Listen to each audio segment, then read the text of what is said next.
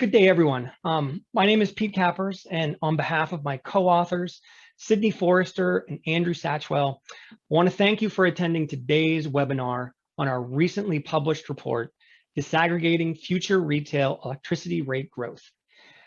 I'd like to begin by thanking the DOE EERE Strategic Analysis Team for their support of this work. Before I hand over the proverbial microphone to my colleague, Andy, who will be presenting today's webinar, there are a few housekeeping issues I want to attend to. First, we encourage all of you to submit questions via the Q&A function as they come up throughout the presentation. We'll do our best to address them at the end of our prepared remarks. Second, the webinar will be recorded and posted along with today's slide deck to our website, emp.lbl.gov, within a few days, same place you found the report that you're here today to listen in on. So please point others to that link who were unable to attend today. And so with that, let me hand things over to Andy. Great, thanks, Pete. Good afternoon, everybody. So I'm going to be presenting our report, Disaggregating Future Retail Electricity Rate Growth. And just want to echo what Pete said. I certainly encourage you all to submit questions as they come up for you in the Q&A box, and we'll have time at the end of the presentation today to answer those. So next slide, please. So there are a number of emerging trends in the electric industry with a potential to impact future retail electricity rates. So for example, about 36 states are currently pursuing some form of grid modernization that promotes investment in advanced grid technologies. Also, electric vehicle production and adoption has exponentially increased in recent years. It's expected to continue, which could result in dramatic increases in utility costs, energy sales, and peak demand to accommodate this new load. Decision makers are rightfully concerned about the potential future rate impacts of these and other industry trends on energy affordability and equity. But as we reviewed prior research, we found that the efforts to understand past, present, and future rate impacts may have been somewhat limited in scope. So some of the research we found sought to better understand the historical effects of specific policies like retail commodity market restructuring or renewable portfolio standards. Other research characterizes recent trends in specific drivers of retail rates, limited to things like utility incurred operating costs or capital investments. Third, we found some research that attempted to forecast specific rate drivers like capital expenditures or CapEx, as you'll hear me refer to in the presentation, through scenario-based capacity expansion modeling or to explore the interrelationships of competing alternatives. So as we looked at this research, we felt like these approaches lack a more robust and nuanced understanding and consideration of the key drivers of retail rates. Specifically, how do they interact and what is the uncertainty that's associated with future rate growth? So in this analysis, we explore the variability and contributions of individual rate drivers and how they affect future rate growth. Specifically, we develop forward-looking estimates of the range in growth and growth rates for key cost-related and non-cost-related rate drivers, so we can better understand how they could affect retail rates going forward. We look at this for a generic U.S. investor-owned and vertically integrated utility. To be clear, this analysis is not tied to any specific policy or technology that might affect these key drivers in the future. Instead, we focus on the likely range in those key rate drivers without making any assumptions about what might cause them to be at one point or another within that range. So to that end, our analysis describes the connections and relationships that exist between the change in these rate drivers and the consequent growth in retail rates. Let's go to the next slide. So now I'll just discuss at a high level our approach and key assumptions. So in this analysis, we characterize, as I mentioned, a generic US investor-owned and vertically integrated electric utility representing roughly industry average costs and operating characteristics. So we collected data for each of the cost-related and non-cost-related rate drivers that I'll talk about later from all US utilities that report to FERC Form 1, and we looked at those over the historical period of 2008 to 2019. We segmented, in particular, the utility CapEx and non-fuel O&M cost data by generation, transmission, distribution, and then all other services. From this initial set of data, we used various quality assurance filters to down select to a final sample of data. So then using that sample of data, we derived compound annual growth rates, or CAGRs, as you'll see in this presentation, for each of the rate drivers, and then we bounded them with a range of low, medium, and high values. We calculated 3 samples for each driver that corresponded to those respective low, medium, and high categories, and used a 10-year sample weighted average to smooth out year-to-year volatility. So specifically, the average of the 20th to 40th percentile represented our low value. The average across all utilities in the sample was used to derive the medium value, and the average of the 60th to 80th percentile represented the high value. We then compared these values to publicly available literature that describe historical and future trends in each rate driver to inform whether the use of that historical data for future projections was reasonable, and made some adjustments as was appropriate. Retail sales, peak demand, and customer accounts were calculated at the utility level without allocation to individual rate classes. I'll talk a little bit later about the implications of that assumption. We assumed use per customer and system load factor were constant throughout the analysis period. Specifically, we assumed a 56% load factor, which is the US average load factor based on EIA Form 930 data. We also assumed a purely volumetric energy rate and did not include any rate-making factors like historic test years or infrequent rate cases that would otherwise impact cost recovery. Next slide, thank you. So speaking of implications and some of the acknowledgements of our assumptions here, some of them don't necessarily account for all the factors that might contribute to the growth in retail rates. So as I just explained, we assume perfect cost recovery. Although actual rate levels are impacted by those infrequent rate cases, use of historic test years, and also regulatory lag, these simplified rate-making assumptions we believe should have little to no effect on the relative contribution of the individual rate drivers in our results. In contrast, we made several simplifying assumptions, for example, around capital expenditures and without optimizing for a least cost revenue requirement, inclusion of all utility costs in the revenue requirement, so specifically no cost disallowances through regulatory decisions, and development of rate driver growth ranges based on long-run historical trends for a large sample of utilities where regional or local historic or current cost trends can vary considerably. So we want to acknowledge these simplifications may over or underestimate the relative contributions of individual rate drivers depending on those regional or utility-specific conditions to varying degrees. Next slide. So key to the study was the use of both deterministic and stochastic analytical approaches. The deterministic approach assumed the medium compound annual growth rate, or CAGR, for all rate drivers without any representation of variability in those rate drivers. Next, we represented uncertainty of rate driver growth in the analysis in 2 ways.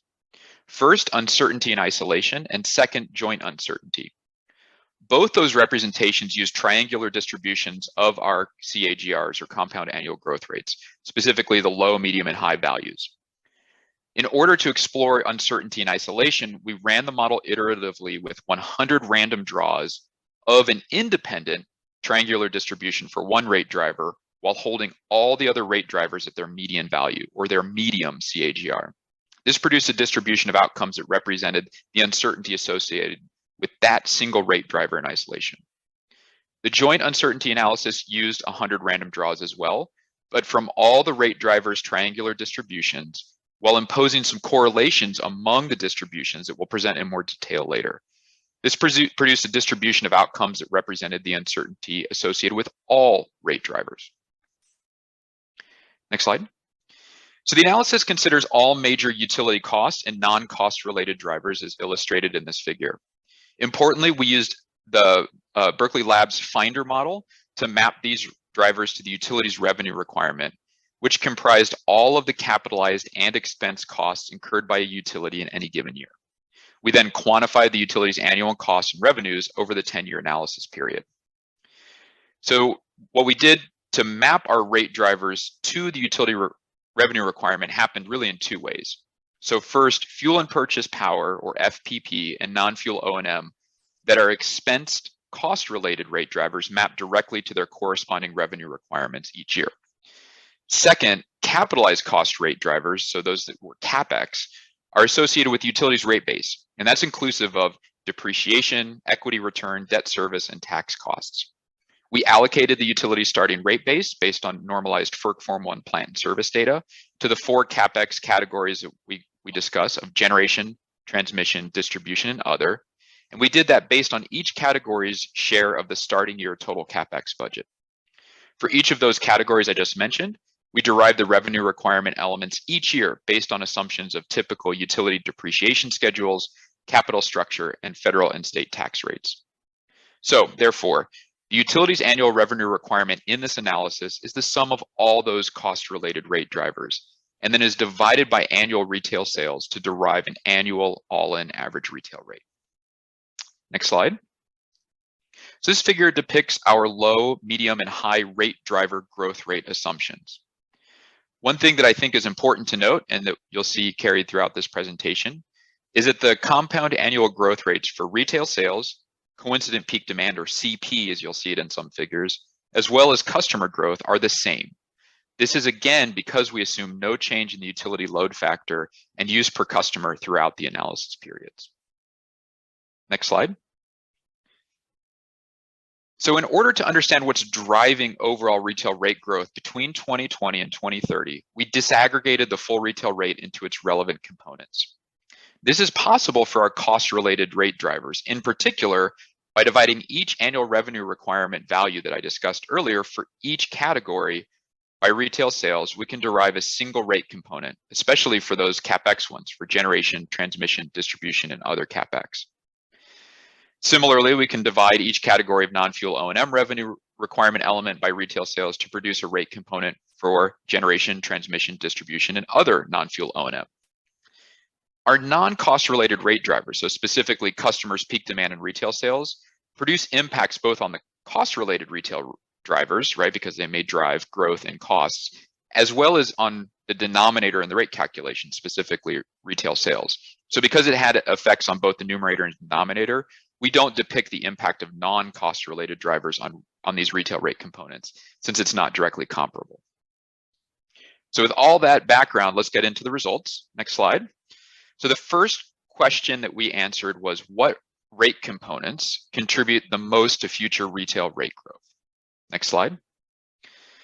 So assuming all cost-related rate drivers continue to grow at their medium compound annual growth rate, again, this is the deterministic analysis, we found that the retail rate components with the highest growth rates are associated with CapEx. Specifically, the rate component for transmission CapEx grows by about 9.1% per year, for distribution CapEx by 8.7% per year, for other CapEx by 8.7% per year, and for generation CapEx by 7.7% per year. You can see the O&M rate component growth is considerably smaller, ranging from about 0.6% for generation to 4.8% for transmission. It's important to note that these components that increase are offset in part by modest fuel and purchase power reductions. Let's go to the next slide. So we wanted to look at how these components change from 2020 to 2030 as sort of their share of the retail rate. So although those fuel and purchase power costs, generation CapEx, and generation O&M account for over half of the retail rate in 2020, the rates in 2030 we found were predominantly comprised of our CapEx costs, specifically generation, transmission, and distribution CapEx. The largest component goes from fuel and purchase power in 2020 to generation CapEx in 2030. It was quite interesting that the second largest rate component is approximately 10 percentage points smaller in both 2020 and 2030. So let's go to the next slide. The next piece of the analysis that we looked at was to explore, again, using stochastic analysis, how sensitive future retail rate growth is to variability in the growth of each of these rate drivers in isolation. This is because future retail rate growth is highly uncertain and depends on the variability of each of those rate drivers. So next slide. So as I mentioned before, as the approach, we ran the model iteratively with 100 random draws of an independent triangular distribution at those low, medium, and high compound annual growth rates. We did this for one rate driver at a time while holding all the other rate drivers constant at their medium value. This produced a distribution of outcomes that represented the uncertainty associated with that single rate driver in isolation. When we normalized by the relative change in the growth in retail rates, we quantified an elasticity for each rate drivers. So this is represented as the percentage change in the compound annual growth rate of rates between 2020 and 2030 per 1% change in the compound annual growth rate of that rate driver during that same time period. So the rate driver with the largest elasticity in absolute value is the sales, coincident peak demand, and customers. This means that a 1% increase in the growth of this rate driver resulted in a 0.88 to 0.93% decrease in the growth of retail rates, holding all other rate drivers constant. Other than an increase in total fuel and purchase power costs, which are driven by sales multiplied by that fuel and purchase power price, there were no changes in the annual budgets for CapEx or non-fuel O&M. So any increase in sales growth, all else being equal, lowered average retail rates by spreading the utility's fixed costs over the larger sales base on a roughly equivalent basis. Next slide. Now looking at the cost side, what we found was that a 1% reduction in the growth of generation CapEx budgets resulted in a 0.07 to 0.1% decrease in rate growth. Can we go to the next slide?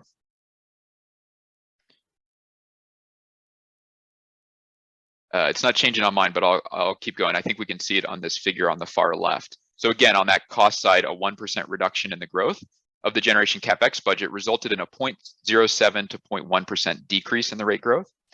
And a percent reduction in the growth of fuel and purchase power costs resulted in a 0.1 to 0.14% decrease in rate growth.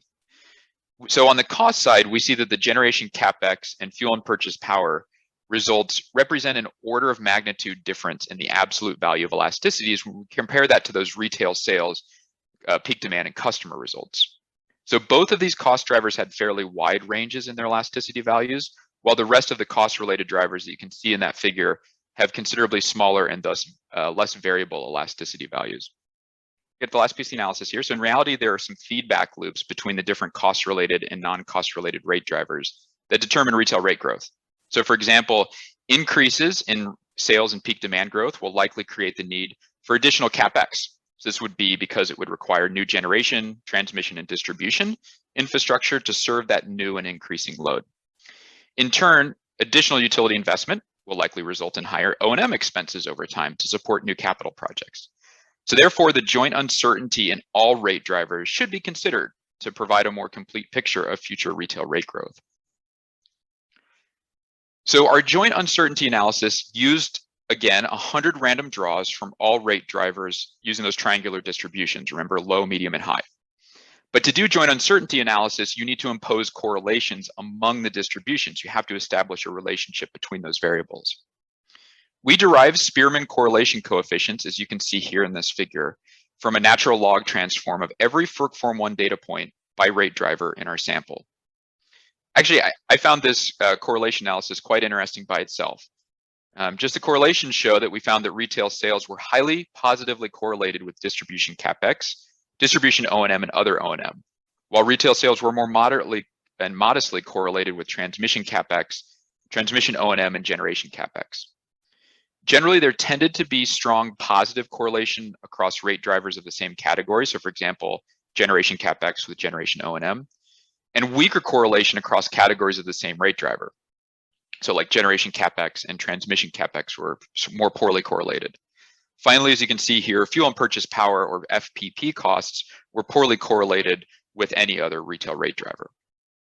So taking these correlations and relationships into account and looking at joint uncertainty, we applied this variability to all our rate drivers. And what we found was that generation CapEx remained the largest rate component, but was also the most uncertain rate component, about 20 to 25% of the total retail rate.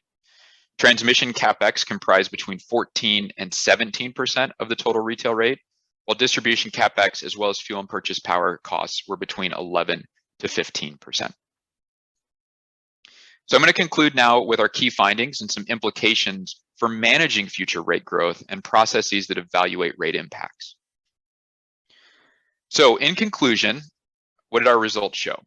So assuming medium growth rates in all our rate drivers, future retail rate growth is driven by sizable increases in CapEx costs, where fuel and purchase power costs are replaced by generation CapEx as the largest rate component between 20 and 2030.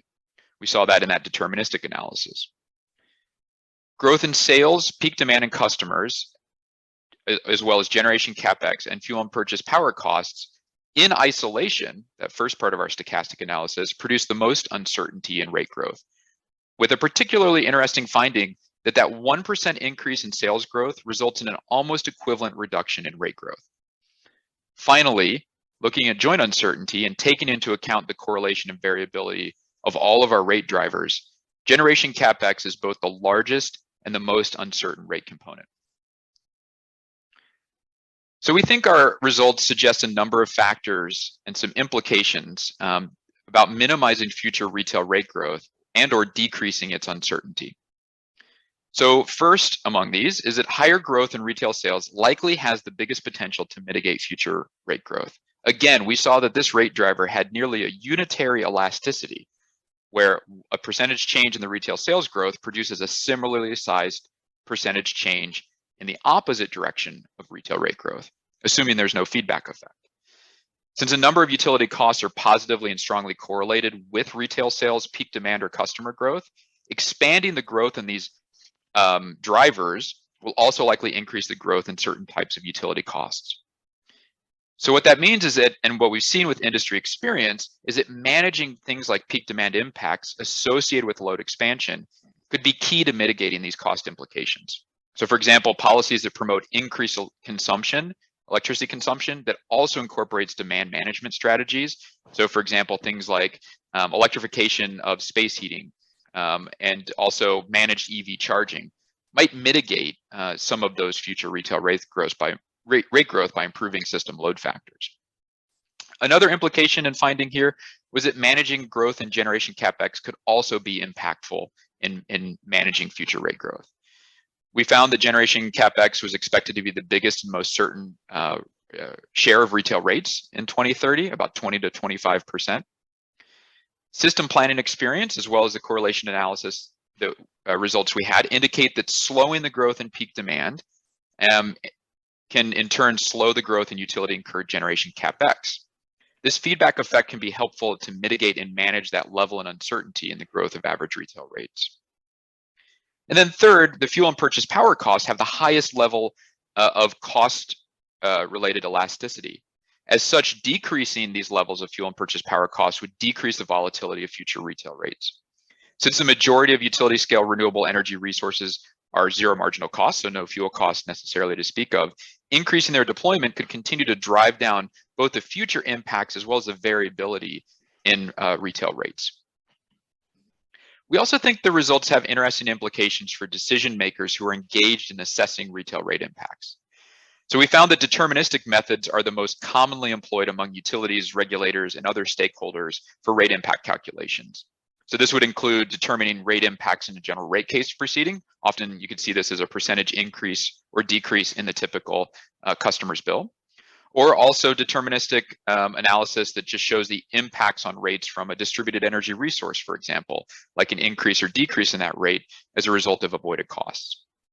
But we found that stochastic analysis factors in the relationships of an uncertainty in rate drivers that help prioritize these actions. So for example, one possible conclusion from just our deterministic analysis alone is that fuel and purchase power costs are not a significant driver of future retail rates. We saw a 13% reduction in fuel and purchase power costs share of retail rates.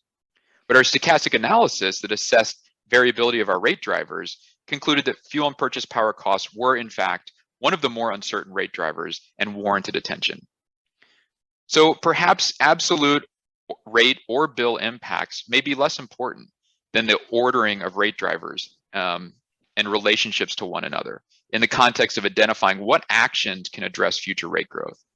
So whether or not these retail rate impacts manifest come down to policies and decisions largely at the state level, given the purview of retail electricity markets, that might mitigate or exacerbate these relationships.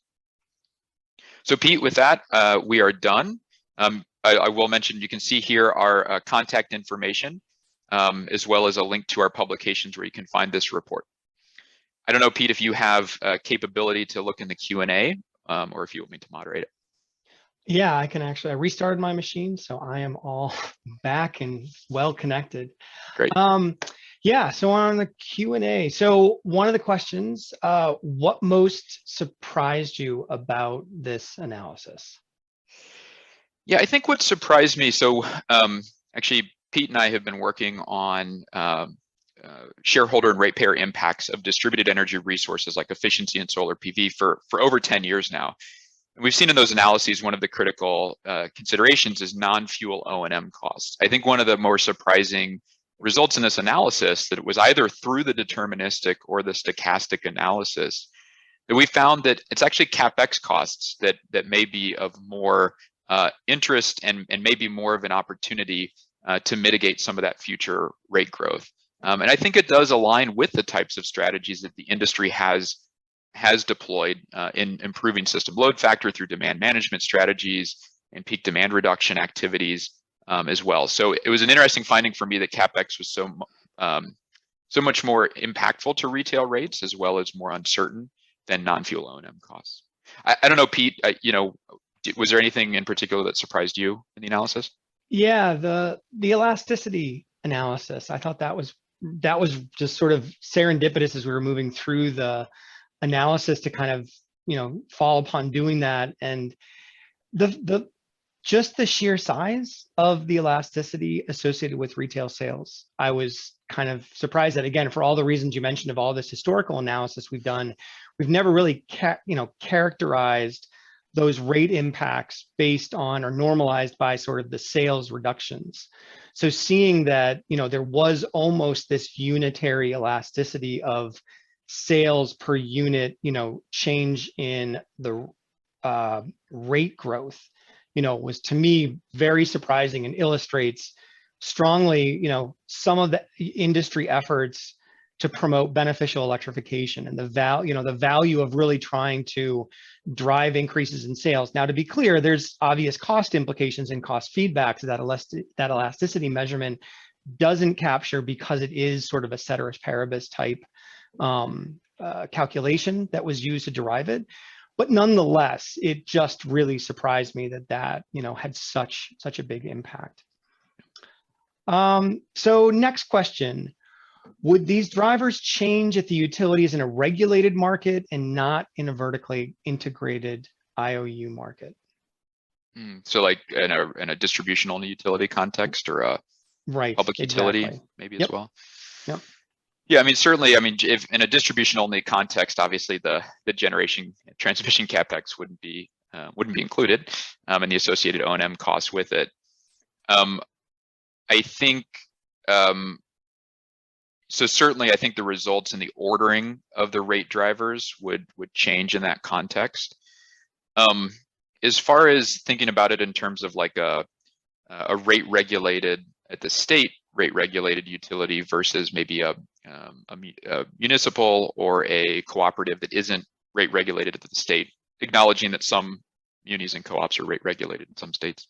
But if it wasn't rate regulated at the state, I don't necessarily think there's nothing to suggest here that the actual regulatory environment is driving these relationships. I think this comes down to just purely, as we described, cost related drivers and non-cost related drivers. And because we didn't take into account any of the kind of rate making and regulatory artifacts that exist for regulated utilities, and this was sort of perfect cost recovery. I don't think it would change, again, these relationships between these key drivers. Now, certainly the regulatory environment would impact the extent to which these rate changes would be reflected in rates and when that change would occur. But again, I don't think it would change our key conclusions here. Yeah, I got nothing to add to that. That's great.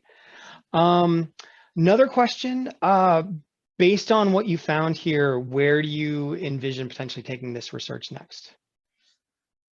I guess kind of following up on the last point, I would like to, I do think it would be interesting to see, again, we modeled a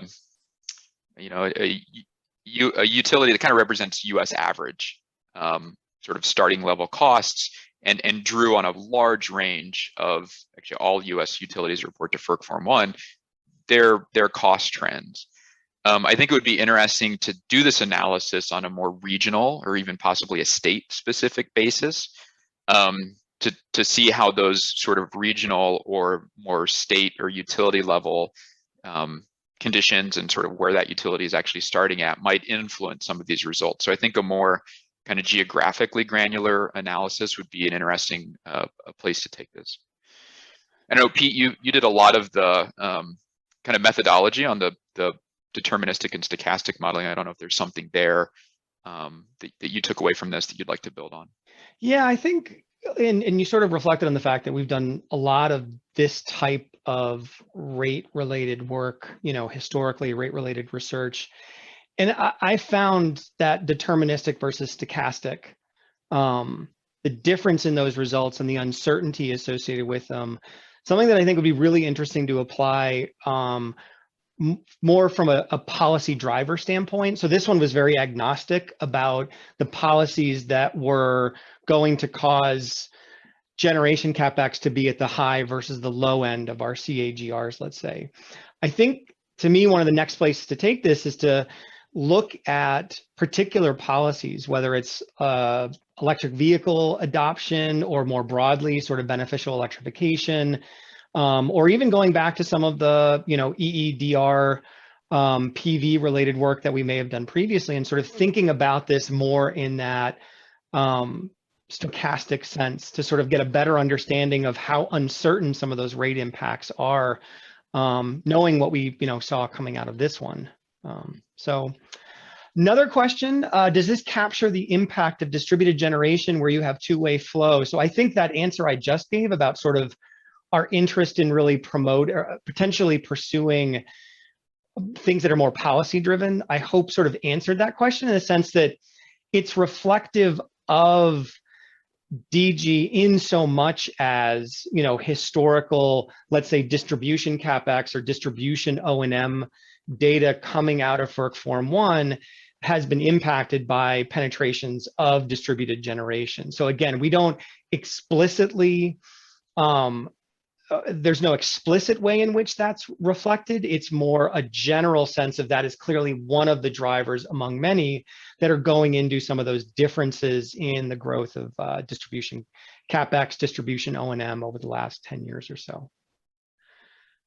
Another question, if carbon price became a thing, do you think that would be a major cost driver? Great question. Yeah, that is a really good question. We certainly we didn't look at any externalities. We were really focused on modeling the utility's full revenue requirement for incurred costs. So this was intended to represent the rates that the customers pay and the costs associated with that currently. I don't really have a great reply here, if only to say I think like some folks like Severin Borenstein and James Bushnell, some academics have done some interesting analysis of the extent to which some of those externalities are and are not reflected in different retail rates across the country. So that might give you a kind of orders of magnitude sense of whether it would be an important factor or not. But like relative to some of the costs we modeled here, I think it'd be hard to say much more specific than that. I think a corollary or a similar type question would be, given some of the clean energy standards that are being have either been proposed or certainly have been passed and legislatively and are now sort of in the beginning stages of being pursued, I've heard a lot of talk about getting to 85, 90, even maybe 95% of those. The expectation is the cost impacts are not, overly substantial. The interesting and more, I think, from my standpoint, maybe I don't want to speak for Andy, but I think from this type of research standpoint, that's interesting is what happens when you get to that last 5%. Obviously a carbon price is a way of trying to induce that transition. You can sort of do it statutorily by just sort of saying, guess what, you have to get rid of all of those carbon-based fossil units. And so just thinking about and looking at, what does it take to sort of get that last 5 or 10%, and what are the impacts on rates, and utility costs if you go there. I think that's, to me, one of the other sort of interesting avenues to potentially take some of this type of research to see if it's big or small, and what's the uncertainty associated with it. We had a question about why are California electricity rates so much higher than those of other states. I will freely admit, as Andy sort of mentioned, this definitely was not a state or regional specific analysis. We really sought to pursue this on a very generic basis. I think despite us necessarily being based out of California, have not done a tremendous amount of work to try and sort of understand what are the drivers of rate level differences in California, versus, let's say, Kansas, Louisiana, Texas.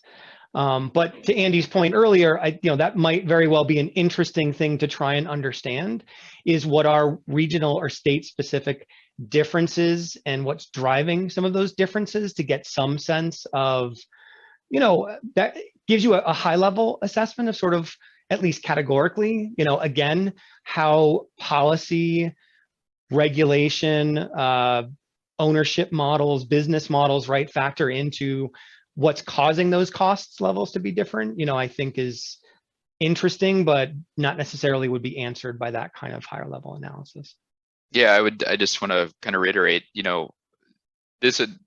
we purposefully were not focused on a specific rate in this analysis, but again, the relationship between the rate drivers. So yeah, I mean, it's a great question why some states have higher sort of rate levels than other states, but there is, we found it was much more instructive to think about in terms of what's the contribution and relationship between the things that drive those ultimate rate levels. So again, our analysis was very much focused on the component pieces and their relationship, rather than worrying about how high that rate might be in the future, which can often lead to a different type of conversation about what strategy should be deployed to really target those relationships that may be driving rates up, rather than looking at the total absolute rate level.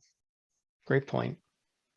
So that is the last question that we've received. So I'll hold things open for another 30 seconds or a minute.